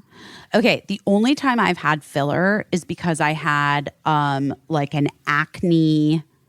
Like a pit in my forehead, and like it actually, if you have, just FYI guys, if you have like an acne pit, you can put filler in it. And for I can't remember, I think it was Rejuvederm was the one that I used, and it was, the doctor explained that it actually helps promote the collagen in that area. Yeah, because a lot of times acne pits will like restore themselves naturally over time. Yeah. But if you're going to be on camera, like, and you have a hole in your forehead, you might want to have it filled in. Yeah. So I had that filled in, and this is what I do know about me and filler. I am like, certain people, it turns purple under their skin. Oh no. And you can see it. It looks like, it's not a bruise. It literally looks like light blue. Like you have a light blue dot on your forehead or something. So it did not turn purple under my skin or blue. It was... Yes. People like it. The doctor was saying like it's certain people get that. It's just the kind of skin, I don't know, kind of skin you have. I don't know. Oh, interesting. So I don't think I'll be going for a filler moment, you know? Don't go for a filler moment. Yeah. I asked my dermatologist, her name's Adele Quintana, if anyone's wondering, in New York City. I asked her all the time, can I get lasers? Can I get Botox? Can I get filler? And she said no every year for so many years until I was finally like well into my 40s. And then she was like, you can get a little filler. And she showed me where she would put it. And I told Matt that I was going to get it done. And he was like, please don't do it. Please, you know, same thing, like the 50-50. If I would have done a poll, Matt would have been on the side of like, please don't do it. I love your face, how it is, blah, blah, blah, blah, blah. Because I never do it, he says, because automatically if he asked me like, and he never would. That was the one time where he was like, you know, if I'm like, I'm going to shave my head and shave off my eyebrows, he's like, great. You know, I think that'll be a fun thing to do. But this was the one time where he was like, I wish you wouldn't because I love your face. And like, I think he was nervous too. She gave me a little bit of filler on one side of like my nasolabial fold because I have like a crooked smile, as we know from Tom's 1 hour photo. I have a wacky. Just wacky smile. Just a wacky one-sided smile often. And so one of my nasolabial folds was deeper. I actually don't have one at all on one side. And I had a pronounced one on one side. And then under my eyes were like a little sunken because you lose like fat under your eyes as you get older. Why you lose fat in your face, the one place where you could just always want to have fat. I don't know why, but as you get older. I love that I lost so much fat in my face as I got older. It looks, honestly, if you look, and I've been on television since I was a child, and you can look at the side-by-sides, and people literally think I've had work done. And I'm like, no. I haven't. It is just childbirth and losing fat in my face. It's interesting. So yeah, you'll just lose that fat over time in your face. And so I got filler in those two places.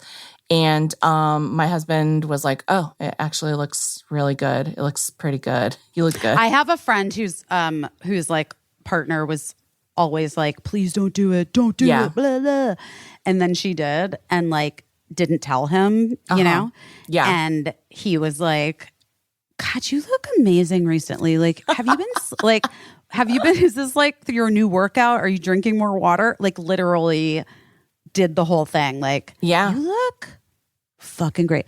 Guys, rest assured, you know you're going to hear about it if I do it. If you get it done. Yeah. I'm still on the fence. I am getting a laser next week. So I might get the laser first.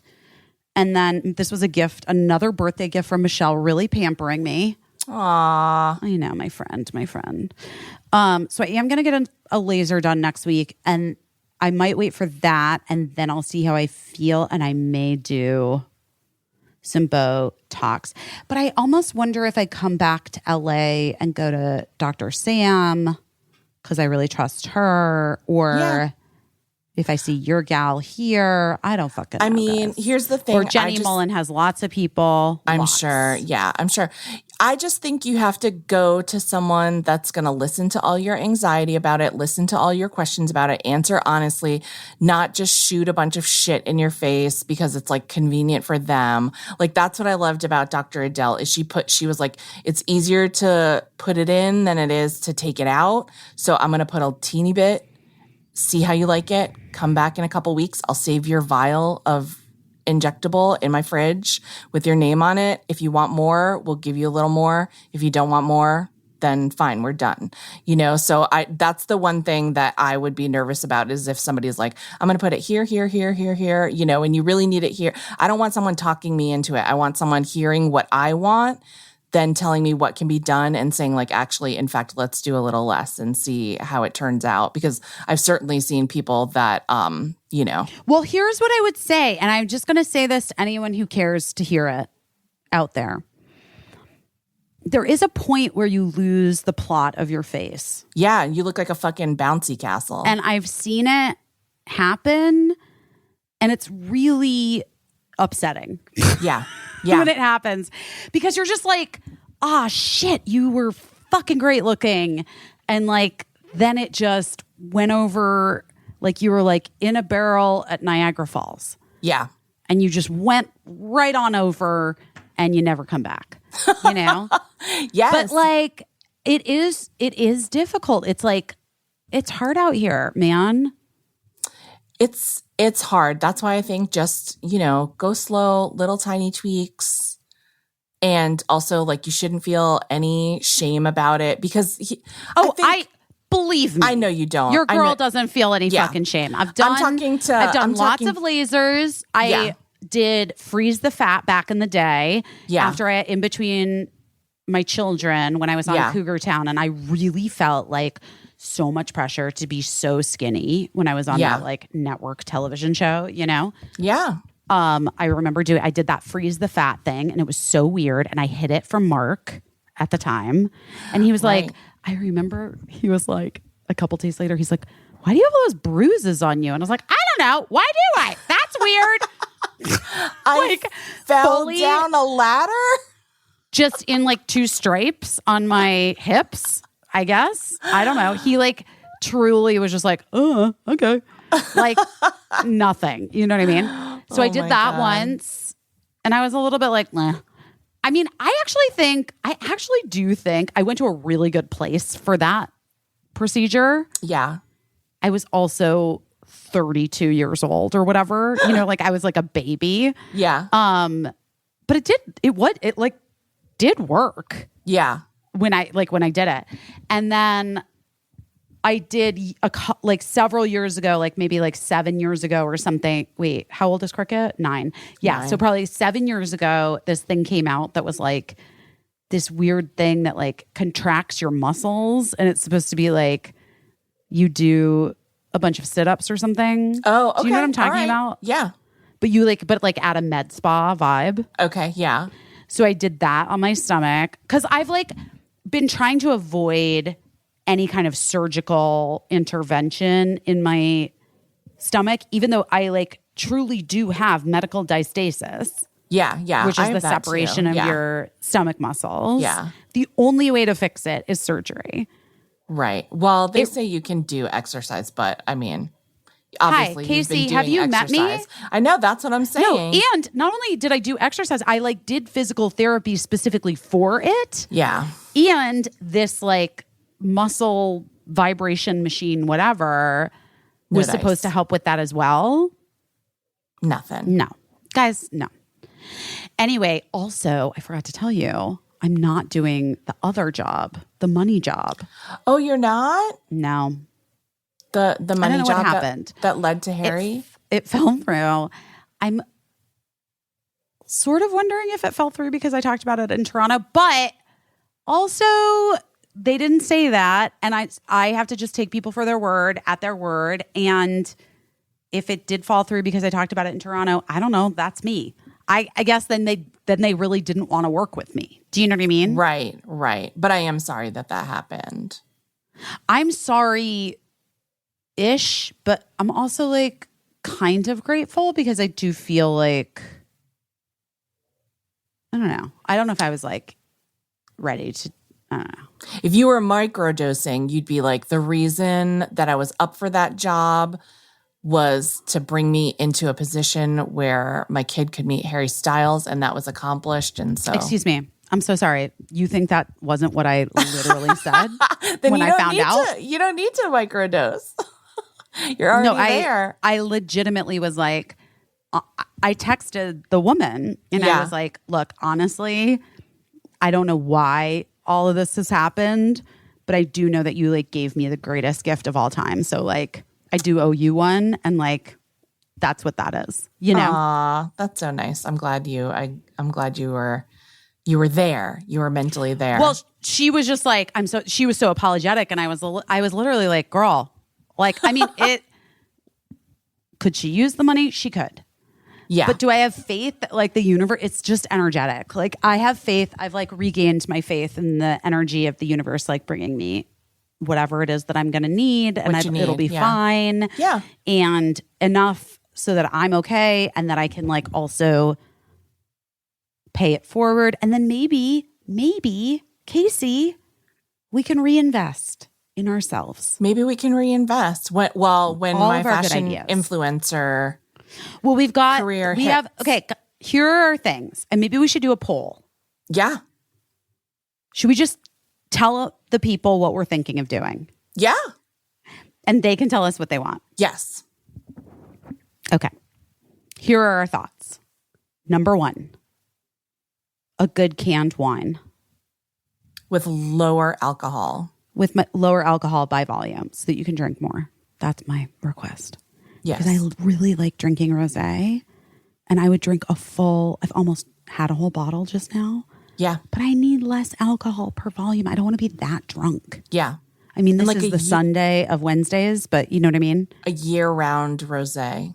A year-round rosé. With lower alcohol by volume, so that it's like 2 cans is really like 3 glasses of wine, but really gives you the effect of 2 glasses of wine. That sounds perfect. Right? Yeah. Anyway, that's the one idea. That's one idea. Number 2 idea is our fashion brand. Yes. Which we really want to do. Yeah. Which is just a couple staples of things in sustainable fabrics. Yes. And things that we love to wear. Inclusively sized. Truly inclusively sized. And fashion forward. Okay. That's 2. Do we have another one? Maybe.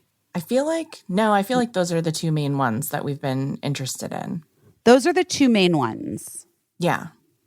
You guys let us know. Sound off in the comments below. Tell us which one you'd be interested in first, because, I mean, in success, one could facilitate the other. Well, that's true. Yeah. And the clothes are like, it's hard to describe. It's just like some staples. Yeah. Period. What's your favorite go-to staple in your closet right now? Me? Yeah. Currently? Yeah. That blazer that I just like scammed another one. Because I literally like tagged the brand. Yes. And they kind of like DM'd, they slid into the DMs. And I was like, it is literally my favorite blazer current. Like, I'm obsessed with it. I love it so much. Oh, and nice. Then they offered to send me another one in a different color. And I was like, yeah. It's a dream. It's a dream. Thank you. My gosh. I appreciate it. Oh, and then finally, this is what I want to do. So we're going to start talking about these live shows. Yeah. Sooner rather than later. But guys, already, like, I know, like, my representation is like, I mean, we can start looking at like maybe next year. And I wish we could do it sooner than that. Like, And maybe there's a version where we can find some shows sooner than that. Yeah. On the East Coast. You know? Yeah. I think we maybe could. Yeah. Book some places. Yeah. Because we had the best time. Not a lot. The live show was not as much downloaded as our other shows. And so we were curious if people were like, I don't really want to listen to that because I'm jealous. or like, I don't want to, or like, it's just like the sound's not great. Like, I don't, it's not for me. Yeah. And just let us know, because honestly, we could do what those fucking girls do. Right. And just do live shows that are like just for you. Right. You know? Right. Which maybe is like more special in a way. I have wondered that. And also they were saying, you know, we're talking about the women from Girls Gotta Eat. They were saying that they repeat material. How old are they? I don't know. They're just adults, you know. I'm going to say in their 30s, probably. In their 30s. Okay. I'm going to say they're in their 30s and hope they're not in their 20s. But if they're in their 20s and I said they're in their 30s, it's just because they're, mature ladies talking about sex. Mm-hmm, but they said that they repeat material in shows, which we wouldn't, because we're not doing like written material. No. We're just talking. So, so I'd love to know more about it too. It's a little bit of a labor of love, you know, those live shows. So mad respect to anyone that's out there doing it. And, but it was super fun for us. So we'd like to do it more. And honestly, guys, it was super fun for you. Just the people who were there. The people who were there. Wait, I was on Add to Cart. Wait, this is so funny too. You were on Add to Cart with Kulop and Suchin, my two faves. I know, but like this is where we always are like annoyed when people don't post about our podcast. I literally never post about being on other people's podcasts. And well, part of it I think is my assistant. I'm sorry, guys. I love Blake so much. He doesn't listen to this podcast. I just think, you know what I mean? Like, I just need a little bit more, like, support. Yeah. You know? Yeah. Yeah. Okay. Anyway, that's for me to figure out. I know from Hoffman. You'll figure it out. Here's microdosing update. I feel like I got up and did like the regular podcast came out today, and we stay up pretty late working on the podcast, Josh and I.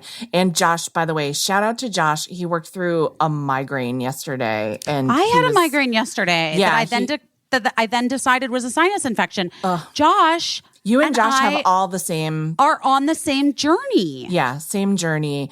And he also thinks it might have something to do with his sinuses. Hi, Josh. But he worked really hard through a migraine. We worked pretty late. And then I credit the mushrooms with me being able to, because sometimes when the podcast comes out, it's like when you eat like a lot of brownies, like fresh baked brownies, and you're just like, the next day, you just don't want to eat the leftover brownies because you're like over brownies. Or like when you write something and you don't want to edit it because you're done, you know? That's how sometimes I feel about doing all the social media posts for the podcast. But today I got up and just did it like first thing. You did such a good one. And then I was going to ask you to send me that video one, and I'll post that. Oh, okay. Yeah, I can do that. If you can text it to me, because then I feel like, I don't know. Yeah, I can do that. Yeah, I feel like people that gets more views. I learned a new skill, how to make like a little audiogram. I don't know how to do that. You know, so anyway, that's one thing I can say that I give the credit to the mushrooms, just being like, bitch, get up and learn how to make an audiogram. You gotta. I mean, I appreciate that. So, so all that, I think I'm excited. I think we're going to do a lot of fun things in the coming year. And I think that fall is like an excellent time. You know, well, it's like when you go back to school and you think of who you're going to be in the coming year. And I think that you and I are thinking about that a little bit, like who we're going to be and who we're going to become. Ain't that the fucking truth? And it's going to be wine selling, fashion designing, fashion influencers who go on tour. And fucking change the world, guys. And fucking change the world. Keep talking about the shit that matttters. And maybe get a little Botox, but no promises. I might. Thanks for listening to us. It was fun to hang out and do an extra little bonus pod, an ad-free bonus pod. Just because Busy was like, oh shoot, I had a headache and I didn't say some of the things I wanted to say. And we were like, hey, we're our own bosses. We can get on here and talk about whatever you want to talk about. Truly, we are our own bosses. And we did it. And we really did it. Wait, what else was I going to tell you? There was one more thing. You should have made a list. I really need to make Do you know? Wait, I want to tell you about something. I'm going to try to do this. Do you know in the Notes app on your phone, you can share that note with a person and we could both work on the same note and it would update in both of our phones? No. That's how my husband does the grocery list for the family. All right. Take it easy. Listen, here's what we should do. For next week's show, this is our assignment. Yes. Let's do a shared Notes app. Okay. And as from today until then, as things come into our heads that we're like, oh, I want to talk about that on the podcast. Yeah. We'll add it. Add a note. We'll add it. And then it alerts you when the other person adds a note so everybody knows. But then we can go back through maybe on air. Yeah. And just like discuss what we're going to go through. There we go. I literally thought Gina was back here. She's not. This is the cutest thing. One of our babysitters, Quinn, is observing Yom Kippur today, but is away from her family because she's not from New York. Right. She's young. And she asked if she could come get Gina so she had some company today. Oh. And I was like, Quinn, I would literally be honored for Gina to spend Yom Kippur with you. Oh, that's so sweet. So she came over this morning and took Gina so that she could like have Gina on her day of fasting and reflecting and like walk with her and like just be with some person, you know. I love that. Well, I hope Gina made her day easier. Well, we know Gina made her day easier. The greatest gift that the earth ever gave me was Gina Linetti, my dog. Who was supposed to be Birdie's dog. Wow. And I did not approve of this dog purchase because I'm like, we have to rescue a dog. And then it all happened when I was out of town. If you guys don't know the story, that's the story. And let me tell you something. It was the greatest gift to me ever. That's how it always happens. I always feel like... Yeah, she's my baby. When you have feelings about a situation that involves an animal, whenever you're like not on board with an animal situation, that animal just hones in on your that, life. Focuses on that energy and is like, I'm going to change your mind about me. It wasn't even that. Like, that's what happened with Verdell, the cat that Gina is reincarnated from. Yeah. But Gina was just like, it just so clearly immediately was like my life's purpose to raise this dog as my own child, you know? Yeah. That's your third baby. Oh, 100%. I've said that. I said that to Birdie, but I was like, I had a third child. It's this golden doodle that you see before you who my God, just cuddles me, provides so much comfort, like loves me so dearly. And I love her so dearly. And so it was just so sweet that one of our babysitters, you know, has a real connection with Jeans and was like, just needed a little Gina time today. So, that's very sweet and very generous of you to lend Gina out, to loan her out. I think that Gina, I'm going to say like in like 2 more years, Gina would be a great hospital visitor dog. Oh, yeah. Yeah. Like, she's not great right now just because she still kind of like gets too excitable. Yeah. She's not a puppy anymore, babe. I mean, it makes me sad. She's going to be 3 in January. She has the magical birthday. What's the magical birthday? Well, she's 111. Oh, okay. Yeah, that is a magical birthday. I know, my little baby. I still think of our girls as puppies, even though they're old ladies now. So, you just see the puppy in them. I don't think of them as puppies.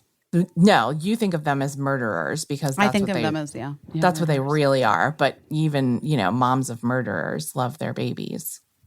Do they? I think it's complicated. It's complicated. I think it's complicated. But I do. I think we can't say for sure. This is different, though.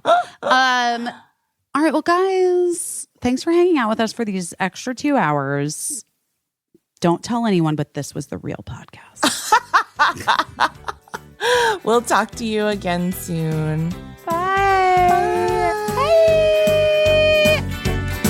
I don't know what I'm doing, but I'm doing my best.